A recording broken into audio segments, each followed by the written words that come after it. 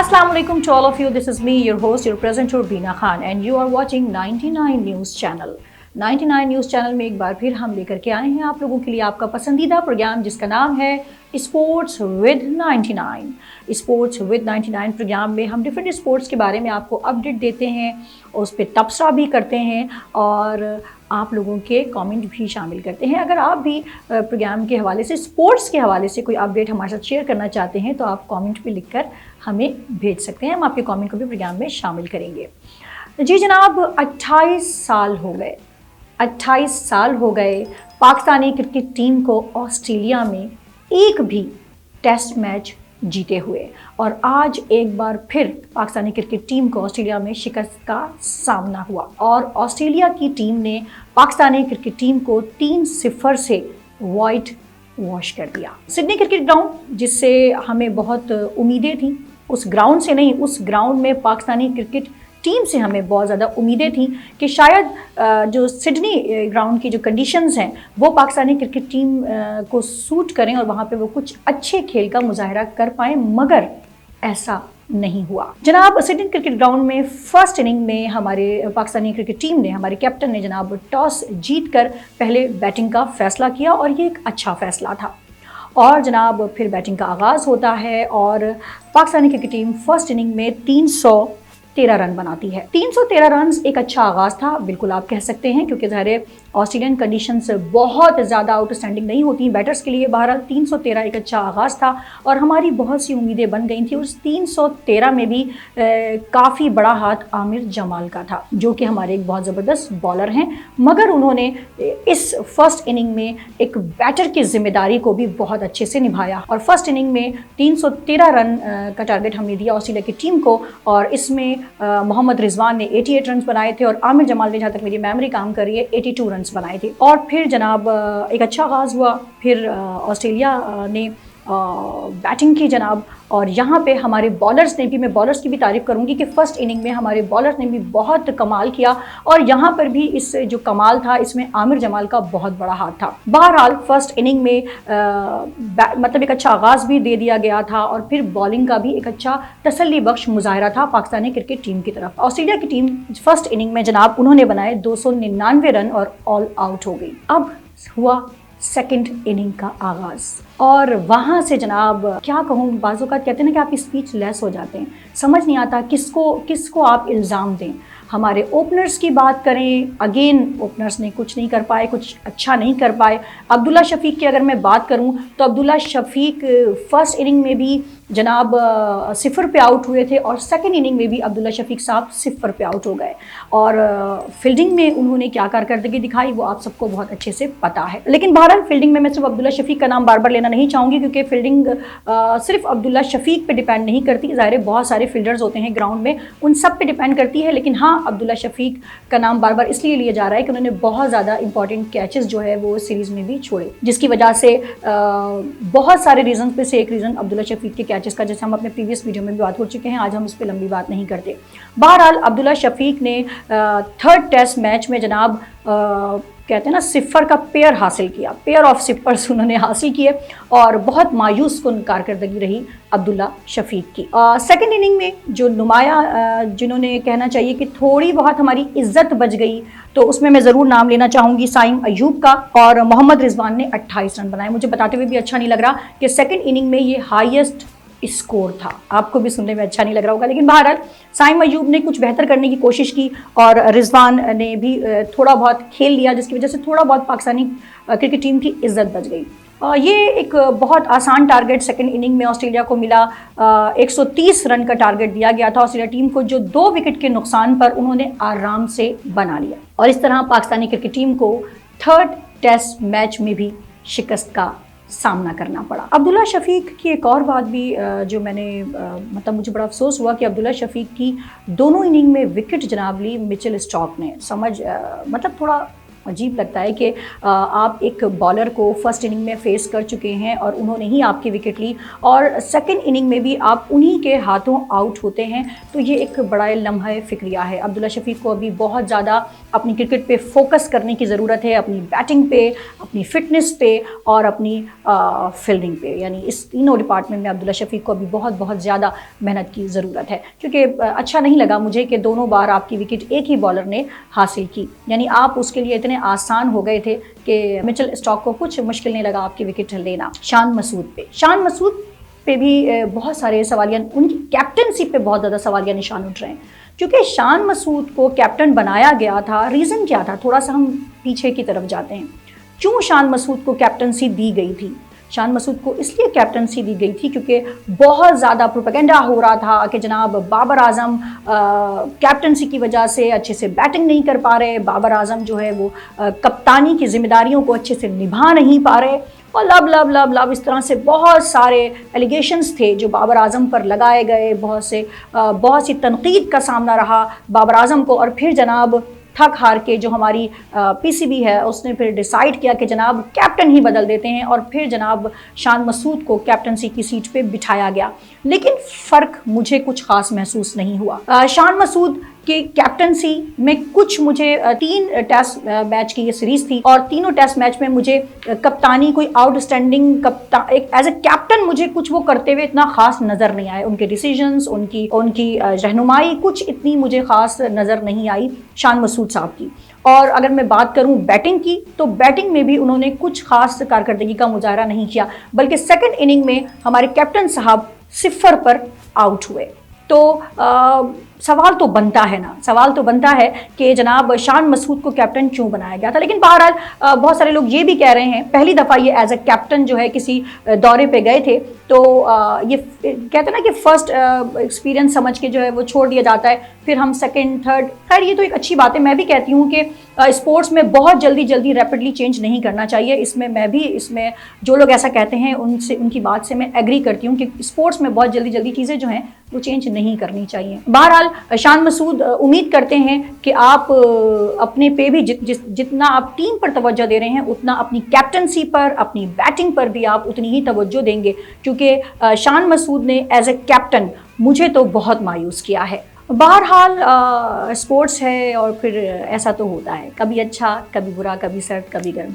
Player of the season मिला जनाब हमारे प्यारे, बल्कि हमारे क्या पूरी दुनिया के प्यारे बन गए वो तो। जी हाँ जनाब, प्लेयर ऑफ सीरीज़ का अवार्ड अपने नाम किया पैट कमिंस ने, और नो डाउट आउटस्टैंडिंग उन्होंने बॉलिंग की और 3 टेस्ट मैच में पैट कमिंस ने जनाब 19 विकेटें हासिल की, और न सिर्फ 19 विकेटें हासिल की, और आपको पता है कि वो कैप्टनसी की जिम्मेदारी भी निभा रहे थे।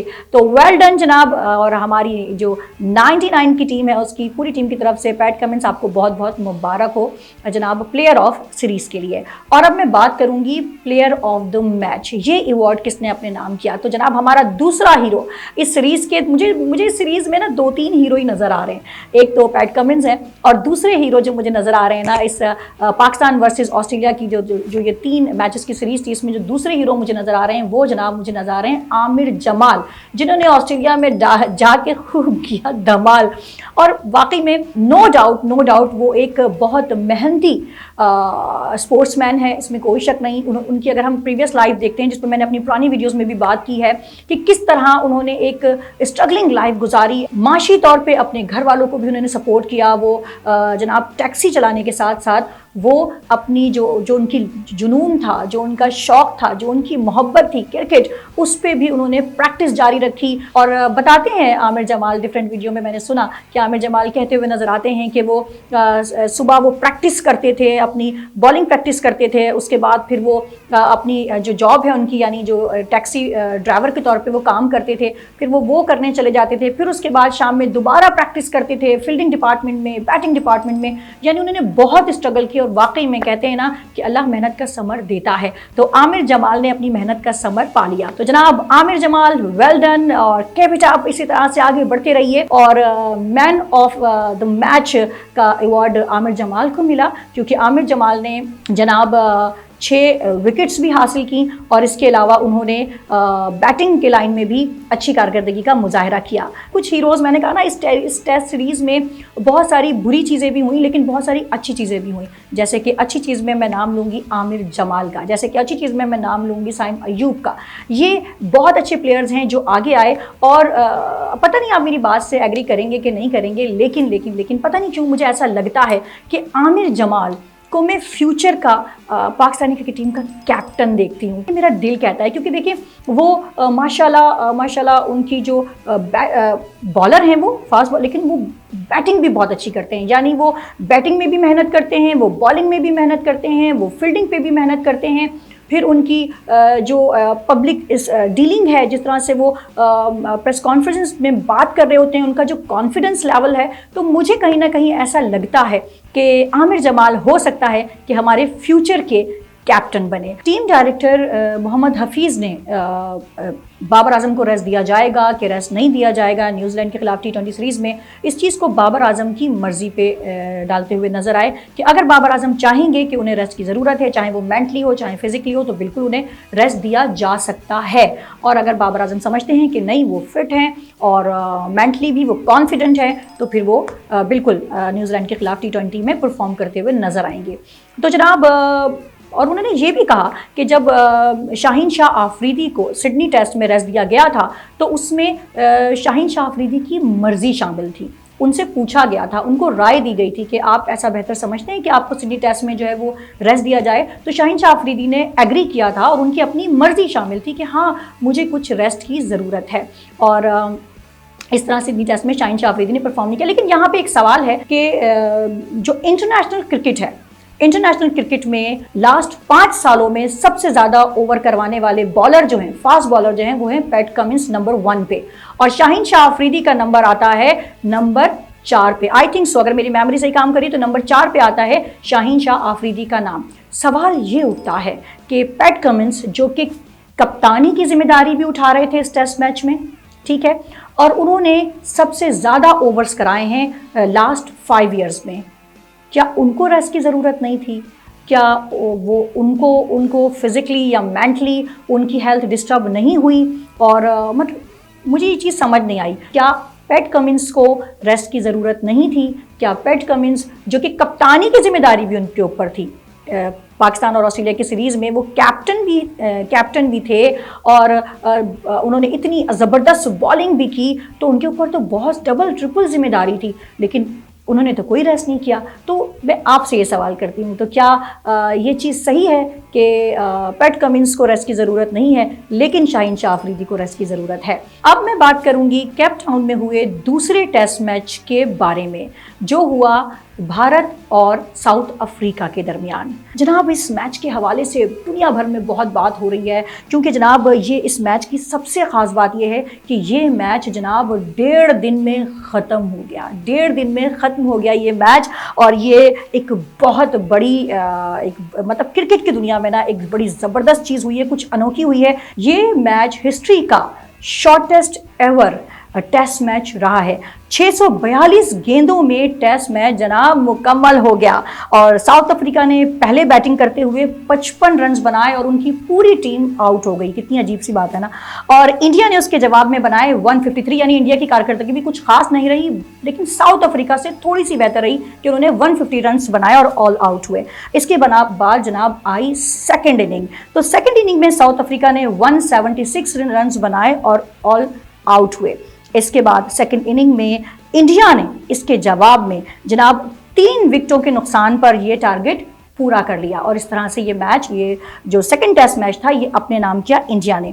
बैटिंग कंडीशंस मुश्किल थी, बिल्कुल मुश्किल थी, और हर कोई इस पे बात भी कर रहा है, क्योंकि दोनों ही टीम्स बहुत बेहतरीन बैटिंग का मुजाहरा नहीं कर पाए। वो अलग बात है कि इंडिया ने ये मैच जीत लिया। अच्छा, इस मैच की एक और ख़ास बात कि तमाम विकेटें फास्ट बॉलर्स ने ली हैं, तमाम विकेटें फास्ट बॉलर नहीं। अच्छा, दोनों टीमों की तरफ से एक एक स्पिनर खिलाया गया था इस टेस्ट मैच में, लेकिन दोनों जो बॉलर्स हैं उन्होंने एक भी ओवर नहीं करवाया। अगर मैं दोनों स्पिनर्स की बात करूं तो साउथ अफ्रीका की तरफ से जनाब थे किशिफ महाराज और जनाब इंडिया की टीम की तरफ से थे रविंद्र जडेजा। मगर जैसे मैंने बताया कि दोनों ने एक भी ओवर नहीं कराया। अच्छा व्यूअर्स, इंडिया में जब इंडिया में इस तरह के मैचेस होते हैं तो बड़ी तनकीद की जाती है। पूरी दुनिया क्रिकेट में एक वबाल, कहते हैं वबाल आ जाता है और पिचेस पे बहुत बात होती है, बहुत तनकीद की जाती है, बहुत एलिगेशंस लगाए जाते हैं जब इस तरह के मैचेस इंडिया में होते हैं। और बिल्कुल ये सच बात है। बहुत ज़्यादा तनकीद देखने में आती है कि उन्होंने तो स्पिन ट्रैक बना लिया है जनाब, उन्होंने तो बड़े स्पिनर की विकेट बनाई है। इस पर हमारे जनाब जो इंडिया के रोहित शर्मा हैं, उन्होंने बड़ा एक कहते हैं ना ज़बरदस्त किस्म का बयान दिया है। और किसी हद तक मैं रोहित शर्मा के इस बयान पे बहुत ज़्यादा रोहित शर्मा के साथ ही स्टैंड करती हूँ। रोहित शर्मा ने अपने बयान में कहा कि क्या आईसीसी अब अपनी आंखें खोलेगा, क्या आईसीसी को अब नज़र नहीं आ रहा। और वो तमाम लोग जो तनकीद करते हैं जब इस तरह के मैचेस इंडिया में होते हैं तो क्या अब उनकी आंखें खुली, उनको कुछ नज़र आ रहा है। इस तरह का बयान दिया रोहित शर्मा ने। और मज़ीद कहते हैं कि इस पिच को क्या अब आईसीसी जो है इस पिच को क्या देगा पुअर रेटिंग इस पिच को। और अगर इस तरह की पिचेस इंडिया में होती तो लोग बहुत शोर करते हैं। बिल्कुल सच है। साउथ अफ्रीका में जिस तरह से ये मैच ख़त्म हुआ, क्या इस पे अब कोई बात करेगा, ऐसा कहना था रोहित शर्मा का। और मज़ीद उन्होंने कहा कि इस पिच में बहुत ही ऑकवर्ड किस्म का बाउंस था, तो उम्मीद है कि शायद अब आईसीसी की आंखें खुल जाएंगी और वो इन फ्यूचर इस तरह पिच को भी जो है वो रेटिंग देगा। जी हाँ जनाब, जो हैं T20 के दीवाने वो हो जाएं तैयार, क्योंकि आईसीसी ने T20 वर्ल्ड कप 2024 का शेड्यूल जारी कर दिया है, जिसके होस्ट हैं, जिसकी मेज़बानी करेंगे जनाब वेस्ट इंडीज़, और वेस्ट इंडीज़ के साथ हैं मौजूद यूएस। जी हाँ, वेस्ट इंडीज़ और यूएस इस T20 वर्ल्ड कप की मेज़बानी करेंगे। ये मेगा इवेंट स्टार्ट होने जा रहा है 1 जून से। जी हाँ, 1 जून 2024 से ये मेगा इवेंट स्टार्ट होने जा रहा है और ये मेगा इवेंट जारी रहेगा 29 रोज़ तक। टीमें कितनी हैं जनाब? तो इस दफ़ा टीमें ज़्यादा हैं। जी हाँ बिल्कुल, 20 टीमें इस दफ़ा पार्टिसिपेट कर रही हैं इस T20 वर्ल्ड कप में। ग्रुपिंग भी हो चुकी है, 4 ग्रुप बनाए गए हैं। अब हम आते हैं जनाब ग्रुप्स पे। टीम्स को 4 ग्रुप्स में तकसीम किया गया है। ग्रुप पाकिस्तानी टीम जनाब सबको जो ज़्यादा वो होती है ना खुलबुली, वो होती है पाकिस्तानी टीम और इंडियन टीम की। तो मैं आपको बता दूं कि पाकिस्तानी टीम ग्रुप ए में है और ग्रुप ए में पाकिस्तानी टीम के अलावा मौजूद है जनाब भारत, हमारे रिवायती हरीफ। एक ही ग्रुप में रखा है पाकिस्तान और इंडिया की टीम को। ये बड़ा एक पॉइंट है इस बात के अंदर कि टीम ग्रुप ए में जो है पाकिस्तानी टीम है, इंडियन टीम है, कनाडा है, अमेरिका है और आयरलैंड शामिल है। अब हम बात करते हैं ग्रुप बी की। ग्रुप बी में इंग्लैंड है, ऑस्ट्रेलिया है, नमीबिया, ओमान, स्कॉटलैंड शामिल है। ग्रुप सी पर आते हैं। ग्रुप सी में जनाब न्यूजीलैंड की टीम है और वेस्ट इंडीज़, अफगानिस्तान, युगांडा और न्यू गिनी की टीम्स। ये जनाब ग्रुप सी की टीम्स हैं। ग्रुप डी में जनाब है, अच्छा ग्रुप डी ना मुझे बड़ा जो ग्रुप मुझे बड़ा तगड़ा लग रहा है ना, वो ग्रुप डी है। आई डोंट नो आप मेरी बात से एग्री करेंगे कि नहीं करेंगे, लेकिन चले मैं आपको बताती हूँ ग्रुप डी में कौन कौन सी टीम्स हैं। ग्रुप डी में शामिल हैं south Africa, Sri Lanka, Bangladesh, Netherland और नेपाल। जी हाँ, ये टीमें हैं ग्रुप डी में शामिल। तो आपको लग रहा है ग्रुप डी तगड़ा? मुझे तो लग रहा है। अच्छा, तमाम दुनियाए क्रिकेट और जितनी भी इस वर्ल्ड कप में जो टीम्स पार्टिसिपेट कर रही हैं, उन्हें बहुत अच्छे से अंदाज़ा है पाकिस्तानी क्रिकेट टीम और इंडिया की टीम की इम्पोर्टेंस का। और सबने नोटिस भी किया होगा कि एक ही ग्रुप में इन दोनों को रखा गया, यानी इंडिया की टीम और पाकिस्तानी टीम को ग्रुप ए में रखा गया। और इसके अंदर भी इस बात के अंदर भी बहुत सारी बातें हैं। सबसे बड़ा तो रीज़न आप लोगों को पता ही है कि रेवेन्यू, सबसे बड़ा रीज़न यही होता है, क्योंकि इंडिया और पाकिस्तान के मैचेस देखने वो पूरा स्टेडियम खचाखच भरा होता है, बल्कि बाहर भी लोग खड़े होते हैं। मतलब सबसे ज़्यादा जिस मैच कहते हैं ना मोस्ट वांटेड मैच होता है जनाब, जब इंडिया और पाकिस्तान की टीमें होती हैं आमने सामने। तो पाकिस्तान तो सुन ले जनाब, वो तमाम लोग जो फ़ैन हैं पाकिस्तान और इंडिया की क्रिकेट टीम के, कि ये 2 बड़ी टीमें, ये 2 रिवायती हरीफ, ये 2 मोस्ट वांटेड टीमें 9 जून को होंगी आमने सामने। और ये मैच होगा न्यूयॉर्क में, कि हर ग्रुप से 2-2 टीमें जो हैं वो क्वालिफाई करेंगी सेकंड राउंड के लिए। और फिर इस तरह से जो है वो सुपर 8 ग्रुप बन जाएगा। आपने एक चीज़ नोट की, हर ग्रुप के अंदर दो दो टीमें जो है ना, दो टीमें हर ग्रुप के अंदर इन्होंने स्ट्रांग रखी हैं। वो एक अलग बात है कि जिस तरह से साउथ अफ्रीका सोच रहा होगा कि हाय मेरे ग्रुप में नेदरलैंड को भी रख लिया, क्योंकि बड़ी मेमोरीज है साउथ अफ्रीका और नेदरलैंड की भी बड़ी यादगार मेमोरीज है। तो नेदरलैंड भी कोई बड़ा अपसेट कर सकता है। टीम छोटी है लेकिन अपसेट बड़ा कर सकता है ये भी। और इसी तरह से जनाब और भी टीम्स हैं जो बड़ा अपसेट करके दिखा सकती हैं। बहरहाल हम सबको बहुत ज़्यादा इस इवेंट का, इस मेगा इवेंट का इंतज़ार है जो 1 जून से स्टार्ट होने जा रहा है। अब तक के लिए बस इतना ही। अगर आपको हमारा प्रोग्राम अच्छा लगा है तो लाइक ज़रूर कीजिएगा और कमेंट भी कीजिएगा। हम आपके कमेंट को अगले प्रोग्राम में शामिल करेंगे।